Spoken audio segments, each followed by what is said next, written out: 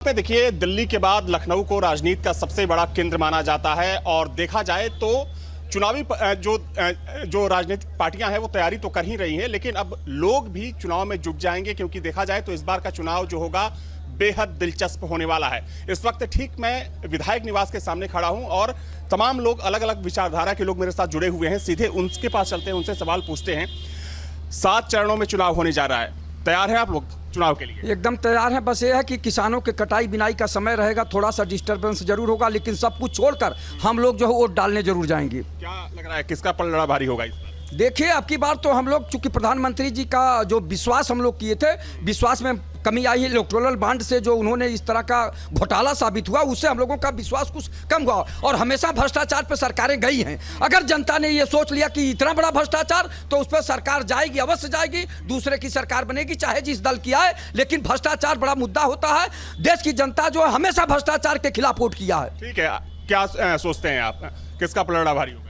Bharatiya Janata party का होगा। ये बता रहे हैं जो घोटाला साबित हुआ, अभी केवल साक्ष्य वहाँ सुप्रीम कोर्ट को पेश किया गया, सुप्रीम कोर्ट ने कोई आदेश नहीं किया। ये खुद ही सुप्रीम कोर्ट अपने आप को मान रहा है। और भारतीय जनता पार्टी यहाँ पे 80 की 80 सीटें अब की यहाँ जीतेगी। 1-2 सीटों हमको थोड़ा कंफ्यूजन है, लेकिन 78 सीटों में कोई जगह पर हम लोग खड़े हैं। चूंकि लोगों से बात करिए और ये भी पूछिए, जो तमाम सारे मुद्दे रहे हैं, प्रधानमंत्री मोदी की तरफ जो चिट्ठी जारी की गई थी उसमें जो तमाम सारी बातों का जिक्र था, चाहे वो जम्मू कश्मीर से आर्टिकल 370 को हटाने की बात हो, या फिर राम मंदिर की बात हो, या फिर महिलाओं के लिए जो नारी शक्ति अभिनंदन बिल लेके आया गया, उन सब के बारे में क्या कुछ पब्लिक का मानना है?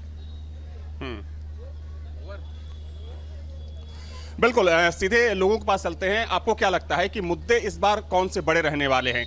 क्या आपको लगता है कि राम मंदिर का मुद्दा बड़ा होगा, आर्टिकल 370 यानी कि जिस तरीके से लागू किया गया, नारी शक्ति वंदन अधिनियम सरकार लेकर आई, या फिर विपक्ष जिन मुद्दों पर बात कर रही है वो मुद्दे हावी रहेंगे? इस समय सबसे बड़ा मुद्दा है भ्रष्टाचार। इलेक्टोरल बॉन्ड सबसे बड़ा मुद्दा है और हम लोग आज याद कर रहे हैं टीएन शेषन के युग को। टीएन शेषन ने जिस तरीके से देश में एक गुडविल बनाई थी इलेक्शन कमीशन ऑफ इंडिया की, आज उनको टीएन शेषन को याद किया जा रहा है कि काश टीएन शेषन का दौर होता और उनके जिस तरीके से वो जो है चुनाव को पारदर्शी और निष्पक्ष कराते थे, ऐसे ही हम लोग उम्मीद करते हैं। हम आशा करते हैं कि इलेक्शन कमीशन वैसे करेगा।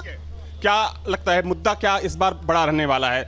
जिस तरीके से बीजेपी जिन मुद्दों की बात करती है वो मुद्दे हावी रहेंगे या फिर विपक्ष के मुद्दे हावी रहेंगे? भारतीय जनता पार्टी के मुद्दे ही हावी रहेंगे, क्योंकि लगातार इस पर 14 में भी भारतीय जनता पार्टी ने जो मुद्दे उठाए थे, चाहे धारा 370 हो, चाहे महिला बिल हो, चाहे ट्रिपल तलाक हो, चाहे अभी आपने देखा CA/NRC को लागू करने के बाद, तो भारतीय जनता पार्टी ने जो वादे किए थे आज उन वादों को पूरा किया। तो इसलिए भारतीय जनता पार्टी के मुद्दे जो हैं उसको जनता उसको विश्वास में ले रही है। और लगातार जो जित पारदर्शिता जो चुनाव आयोग ने 14 में इलेक्शन कराया, 19 में कराया। उत्तर प्रदेश की राजधानी में हम लोग खड़े हैं।